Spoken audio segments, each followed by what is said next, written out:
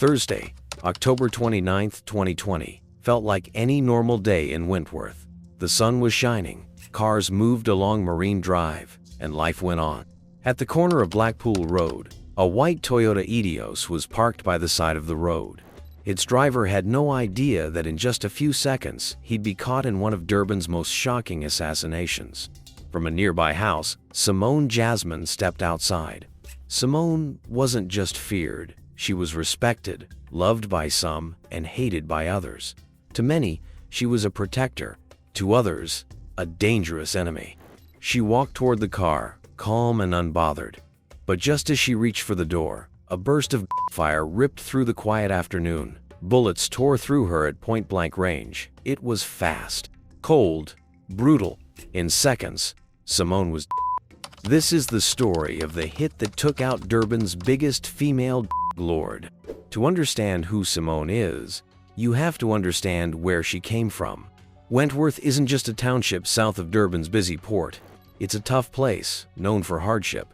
During apartheid, the government built Wentworth to keep the colored community separate. That history hasn't gone away. You can still see it in the rows of gray, identical buildings. Locals call them the flats. They've been home to thousands of families. But most people who grow up there never get out. The sky in Wentworth is often smoky from nearby oil refineries. These factories bring in millions, but the money doesn't help the people living just down the road. The streets are narrow and worn down. The walls are covered in graffiti. Unemployment is everywhere. In a place like this, something was bound to fill the gap. Gangs didn't just appear. They became part of the system. They offered things the government didn't: money, protection, and a sense of belonging. For some, joining a gang was the only way to survive. Selling became a way to make a living. One in particular, known as sugars, a cheap form of took over the streets. It ruined lives, but it also made people rich and powerful. This was the world Simone Jasmin was born into, a world of hard choices. You either became a victim or you found a way to take control. And Simone, she chose control. She wasn't going to wait for help. She was going to build her own empire. Simone knew the odds were against her. Girls from the flats weren't expected to go far. Maybe they'd finish school, maybe not. Maybe they'd find a job, maybe not. Most ended up stuck in the same cycle of struggle, raising kids while barely getting by. But Simone didn't want that life. There wasn't one big moment when she changed. It happened slowly, over time. She began to see a different path, one that didn't follow the rules. She wanted more than just to survive. She wanted power. She didn't want to escape the streets. She wanted to run them. And just like that, Simone started to disappear. In her place, Moni began to rise. Simone's first steps into the underworld weren't flashy. She didn't jump straight into selling or carrying. Instead, she made herself useful to one of the local crews. Not on the street corners, but behind the scenes. She had a sharp mind and she used it. Numbers, plans, structure, that was her world. While others focused on showing off, Simone focused on getting things right.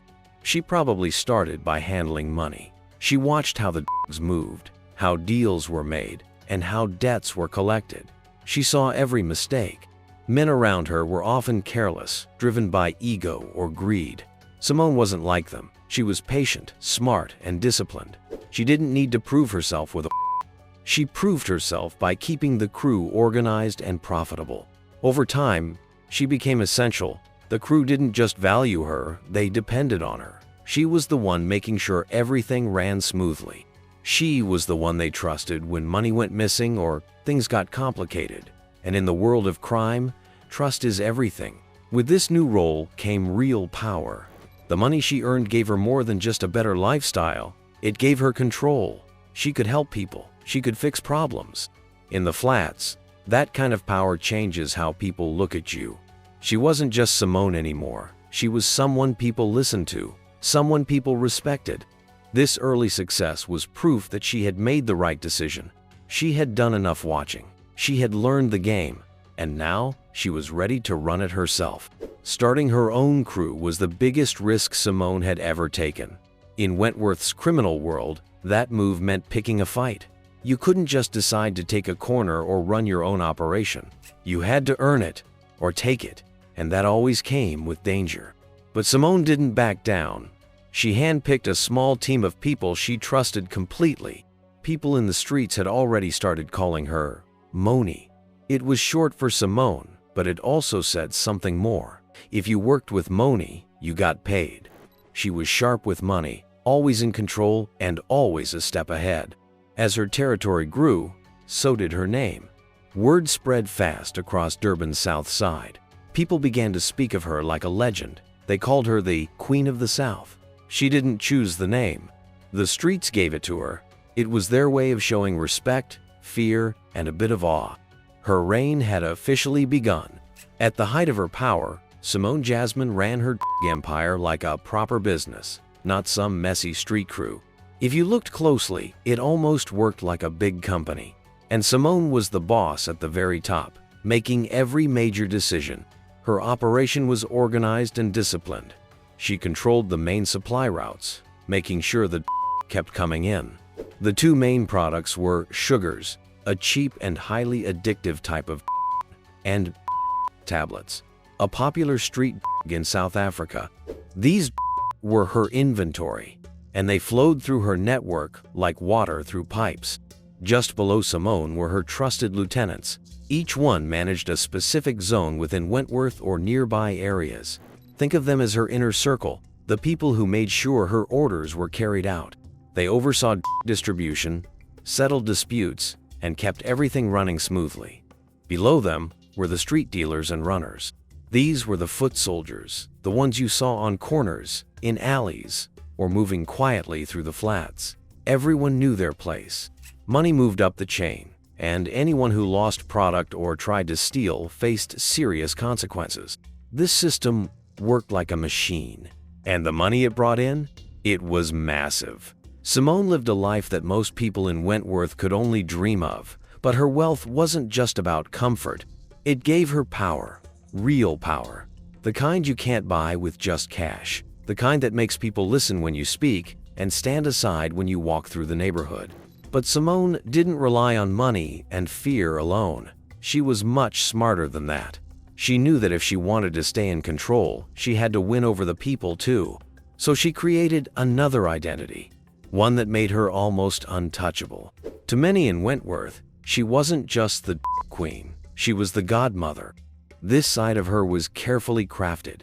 It wasn't just about looking good, it was a smart move. Simone understood what life in the flats felt like. She grew up with the same struggles. She knew what it was like to see empty cupboards, to feel hopeless, to be ignored by the system. So she gave back. If a child couldn't afford a school uniform or school fees, someone from Simone's crew would quietly pay. If an elderly person needed groceries, a food parcel would arrive. If a family couldn't afford a funeral, Simone would step in and cover the cost so they could say goodbye with dignity. But the truth is that a queen can sit on a throne, but that doesn't mean her rule is safe. The higher Simone Jasmin rose, the more enemies she made. Running her empire wasn't just about making money anymore. It was about surviving. And survival meant defending her crown from threats that came from all directions. Her success had made her a target. Everyone could see the power she held, and many wanted to take it from her. Some came with others came with badges. Both were dangerous in their own way. The first threat came from the streets, the same streets she had taken control of. Rival gangs hated her for disrupting the old balance. She had taken over their corners, stolen their customers, and crushed their profits. To them, she was bold, too fast, and didn't respect the rules of the past. At the same time, newer, younger crews were coming up. They were wild, eager to make a name for themselves, and they saw Simone as the ultimate challenge. If they could take down the Queen of the South, their own rise would be instant. This created a constant war, not a loud, obvious one. It was fought in the shadows. One of her dealers might get in a drive-by. One of her shipments might get stolen. Rumors would be spread to turn her own people against her. Some attacks came with bullets. Others came with lies. Every single day, Simone had to fight to hold on to what she had built. But she was not the type to sit back and wait for problems to find her. Simone was a fighter and a thinker. When she struck back, it was never out of panic. It was smart, it was brutal, and it always sent a message. Simone made sure every response reminded people who was in charge. The longer the war went on, the harder she became. She trusted fewer people. She kept her circle small. She knew that in her world, showing weakness was the same as signing your own sentence. But even while she was dealing with rivals in the streets, another enemy was working quietly in the background. The South African Police Service had been watching Simone for a long time. To them, she wasn't a queen or a community leader. She was a criminal, a powerful one, and they wanted to take her down. They didn't move fast. They didn't make noise. Instead, they built their case slowly, one step at a time. The police weren't looking for a fight. They were looking for a mistake. A special unit of detectives was assigned to her case. Their job was simple: prove that Simone was running a criminal empire. They watched her every move. They followed her, tracked her phone, and studied her inner circle. Every visitor to her house was logged. Every deal they heard about was added to a growing file. And they kept pushing her crew members, trying to break them. They offered lighter sentences. And so, Simone was now fighting on two fronts. On one side, street gangs wanted her dead. On the other hand, detectives wanted her locked away for life. The pressure was building. Every day she managed to stay free felt like a small victory. But the walls were closing in. Her empire was still standing, but it was under attack from both sides. The streets were dangerous, the law was patient, and Simone Jasmin, the Queen of the South, was running out of time. For years, Simone Jasmin lived dangerously and stayed one step ahead. She outsmarted the police, silenced her rivals, and built a tight circle of loyalty around her. To many, she looked unstoppable. Even Simone may have started to believe she was untouchable. But in the criminal world, believing your own myth can be your downfall. All it takes is one mistake to bring an empire crashing down. For the Queen of the South, that mistake happened in July 2020, on a cold winter day that would change everything. It started like many other violent stories in Wentworth. There was one man was another badly wounded. It happened in broad daylight and felt more like a message than a crime. People on the street whispered that the victims had been stepping on the Queen's territory. They weren't just random targets. They were enemies, and this looked like payback. To the police, this was the break they had been waiting for. After months of watching Simone's every move and struggling to find something that would stick, they finally had something real. This wasn't just about or rumors. This was a murder investigation with a survivor who could talk. The man who lived through the became the key to it all. If he was willing to speak, the police could link Simone to something much bigger than dealing. They could tie her to Detectives knew this was their They leaned on the survivor, offering him protection if he cooperated. Bit by bit, they gathered statements, made connections, and turned whispers into real evidence. The theory was clear. Simone hadn't pulled the trigger, but she had given the order. That was enough to charge her. After years of staying hidden behind layers of protection, she had finally stepped out too far. This time, she had left a trail. In September, the police made their move. This wasn't a quiet arrest in the middle of the night. It was loud, dramatic, and made to be seen. A heavily armed team stormed her home while the sun was still low in the sky. The woman everyone believed couldn't be touched was dragged out in front of her own people, handcuffed, surrounded. That one act, whether she ordered it or not, gave her enemies the excuse they needed and gave the police the opening they had been waiting for. Her throne was no longer solid. It was cracked and shaking, and it was only a matter of time before everything came crashing down. However, Simone was soon granted bail. When Simone Jasmin stepped out of the courthouse on bail, she might have looked free, but she was anything but safe. She wasn't walking back into her empire. She was walking into a storm. Her release wasn't a victory. It was just a pause in the downfall that had already begun.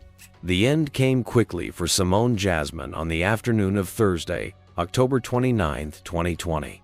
She was just about to step into a waiting e-hailing car on a public street when her appeared. In a matter of seconds, they opened at close range, unloading bullet after bullet before disappearing into the chaos. It was fast, brutal, and efficient. But while it looked simple on the surface, this was no random act of violence. This was an execution, a message, a job carried out with precision, planning, and a clear purpose. When you break down how it all happened, 3 possible explanations begin to take shape. Each one points to a different kind of enemy, and each one is just as chilling as the next. The first and most obvious theory is that it was a rival hit. Simone's arrest a month earlier had shaken the streets. It sent a signal to every crew in Durban that the Queen was slipping. Her power wasn't what it used to be. That kind of weakness doesn't go unnoticed. To a rival gang leader, this was the perfect opening. Taking Simone out wouldn't just get rid of a major threat. It would rip the heart out of her empire. Her network of dealers, her territory, her influence, all of it would be up for grabs. And the way it happened, so public and bold, makes this theory even stronger. It wasn't just a it was a message, a bloody way to announce that the throne was now open. But there's another theory, one that feels far more personal. Just months earlier, Simone had been charged with ordering the murder of a rival. She was out on bail, still fighting the case. But in a place like Wentworth, courtrooms don't always decide the outcome. On the streets, revenge doesn't wait. It's fast and it's final. It's possible that the people connected to the man she was accused of decided to handle things their own way. Maybe his family or his closest crew didn't trust the justice system. Maybe they didn't want to wait and see what the court would decide. They wanted justice now. This theory paints her not as a business move, but as a personal payback. A cold and ruthless act of vengeance aimed directly at the one person they blamed. Still, there's one more possibility, and it might be the darkest one of all. The hit was too perfect. The timing, the location, the way the attackers vanished, it all suggested someone had inside knowledge. Someone knew exactly where she'd be and when. That kind of information doesn't usually come from the outside. It comes from within, from someone close, a traitor. Maybe it was a trusted lieutenant. Maybe someone who had been waiting for their moment. With Simone facing legal trouble and her grip on the streets weakening, a power-hungry member of her own team could have made a deal behind her back. Setting her up may have been the only way to rise. If this theory is true, then the very people she trusted to protect her were the ones who helped lead her to her. To this day, no one knows for sure who gave the order. No arrests, no confessions, no real answers. Just a queen gone and a city left whispering. What happened to Simone wasn't just another gangland shooting. It was a reminder of how power works in the world she ruled. You rise fast, you rule hard, and when the crown slips, the fall is deadly. Right after Simone Jasmin was down in the street, the South African police service moved in quickly. The wasn't just another. It was a bold attack on the state's authority, done in broad daylight, and it demanded a powerful response. The police launched a high-priority investigation into the case. The police were hoping for witnesses. The intersection had been busy at the time of the hit. People had seen it, people had heard it, but when officers went door to door, no one said a word. Many locals didn't see Simone's as the police's business. In their eyes, this was street business. They believed the justice system had failed them too many times. So why trust it now? To them, what happened to Simone would be handled by the streets, through the same violent code that had built her empire in the first place. Even so, the investigation didn't die right away. In the early days, police made some arrests. They followed every lead they could find, hoping that someone might slip up or that a small piece of evidence might break the case open. But the had been careful. They left nothing behind. And the people they brought in either had alibis or were released due to a lack of evidence. As time passed, other murders and other emergencies pulled the police away. The urgency faded. The case file on Simone Jasmin grew thick with paperwork, then was moved from an active case desk to a cold case drawer, another unsolved, another name added to the long list of lives claimed by the streets. Even in Simone Jasmin held Wentworth's full attention. Her funeral wasn't quiet or modest. It was bold, dramatic, and unforgettable. It felt less like a criminal being buried, and more like the final farewell of a ruler. The scenes on the street didn't match the headlines in the news. On TV and in newspapers, Simone was labeled a monster. Reporters called her a queen pin, a criminal who made her fortune by feeding addiction and misery. The police said she poisoned her own community. But in Wentworth, that story didn't seem to matter. People came out in huge numbers, not to curse her name, but to honor it. When the casket was finally lowered into the ground, a heavy silence fell over everyone. There were no easy answers, no simple feelings. Her funeral didn't bring peace. It only made the truth more complicated. Was Simone Jasmin a protector or a predator? A hero or a criminal? The reality is, she was both. She came from a hard world and learned how to survive in it. She gave back to her people, but she did it with money made from pain. She ruled like a queen, but her throne was built on blood and fear.